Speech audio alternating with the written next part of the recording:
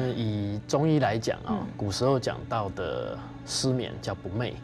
但是它比较常见的是在各种疾病造成的睡不好。古时候并没有记载到睡眠呼吸中止，但是常常是假设你是心脏病，然后你就要把心脏病治好；你是慢性阻塞性的肺病，你晚上会喘的，那你就要把喘治好，它就好睡了。但是比较常见的我们的分型，常常会觉得跟吃有关。如果你吃得很饱，会引起睡眠呼吸中止，甚至于会造成胃食道逆流。很饿的时候，你也会睡不好，所以我们中医认为胃不和则卧不安，那调脾胃就好了。但是很常见的是自律神经失衡的，自律神经比较亢奋的，比如说肝火会大，工作太紧张，压力太大，或是中医我们会认为它是虚性亢奋，叫胆虚、痰热不眠，用温胆汤等等。中医这个方面的治疗是很好。那当然还有就是体质的调整，刚刚讲到的比较肥胖，他要减重，然后控制好饮食，把他的痰湿解决了。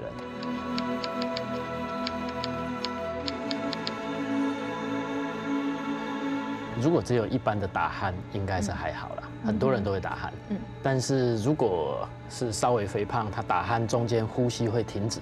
那就是现代医学的疾病，叫阻塞型的睡眠呼吸中止。它是睡眠障碍的一种。睡得很香很沉的人不一定打鼾了，好，但是打鼾的时候应该是睡得很沉。但是我刚刚讲到的就是他睡眠到很深的时候，打鼾到很严重的时候，呼吸道狭窄，到最后他不呼吸，造成缺氧，所以它严重的会引起很多的并发症。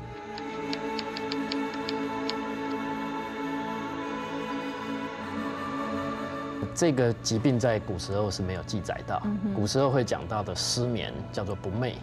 但是因为睡眠呼吸中止症大部分发生在45岁、50岁以后、中年以后、老化以后的人，那以前的人没有活这么老，所以以前是没有记载到现在我们所谓的阻塞型的睡眠呼吸中止。一般来讲哈，我们认为比较常见的睡眠呼吸中止症的人，像浩伦这样，稍微肥胖，那脖子比较短，甚至有双下巴。好啊，当然是在一定的年纪啦，大概我刚刚讲平均大概40、45岁以上，所以你自己如果发现你白天没有精神了，你会累，会打哈欠，好，会打瞌睡，你就要小心，可能你昨天晚上是有睡眠呼吸中止。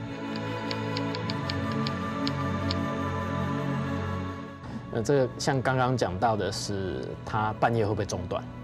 好，然后还有一个是他早上起来以后，他会不会困重？他会不会嗜睡？精神会不会不好？再来一个是家人可以发现，就是他打呼，但是他忽然就不呼了一小段时间，他又翻身。最常见的是舌根去压到，那他把舌根甩开之后，他又可以继续睡，他继续打呼。那后来他又不呼吸，所以枕边人是偶尔是会知道说，哎，他呼一呼会停止啊。好，当然以现代医学来讲，他必须要到医院去找睡眠中心去住1个晚上去做检查。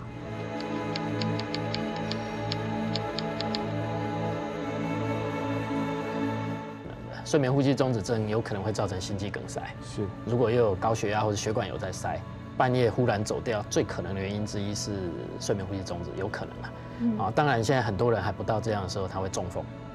会造成其他全身的疾病。如果他更轻微一点，中年以后开始的血压变高，代谢性症候群变肥胖，胆固醇开始变高，甚至有蛋白尿。现在已经发现，某一些时候在妇产科流产都跟睡眠呼吸中止有关，这都已经医学上有报告。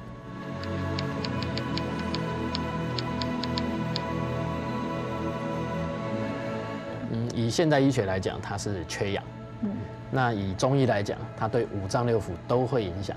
因为阴阳会不平衡，气血就没有办法走得好。晚上睡觉是阴分要进来的时候，但是白天起来是阳分要起来工作的时候，所以你阴跟阳中间没有办法平衡，晚上阴没有办法得到，白天的阳你就会累困顿，所以你5脏6腑的运转都会不好，会产生很多很特异偏掉的体。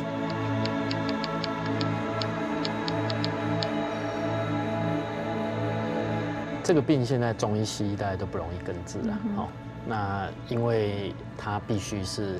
第一个要先诊断，那如果诊断出来，它有3种方式，可以去手术把你的呼吸道畅通；第2种是找牙科，好做一个牙套，让你的舌根不要去顶住；那最常见的方法是戴呼吸器，所以它勉强是控制住，让它不要恶化下去。当然，它可以透过生活的调整瘦身，然后它可以透过饮食的调整，透过多去运动，它会进步。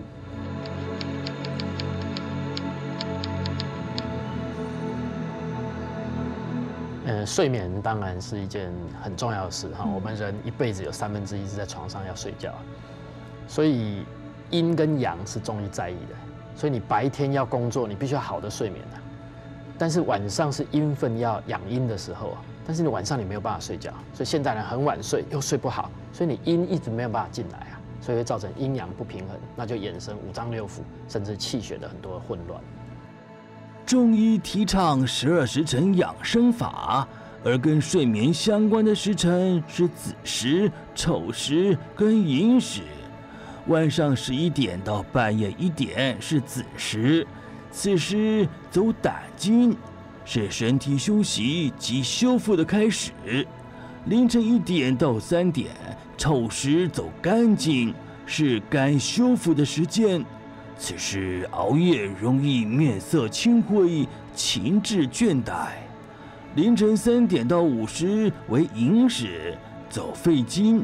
肺朝百脉，深度睡眠可以让身体获得充分休养。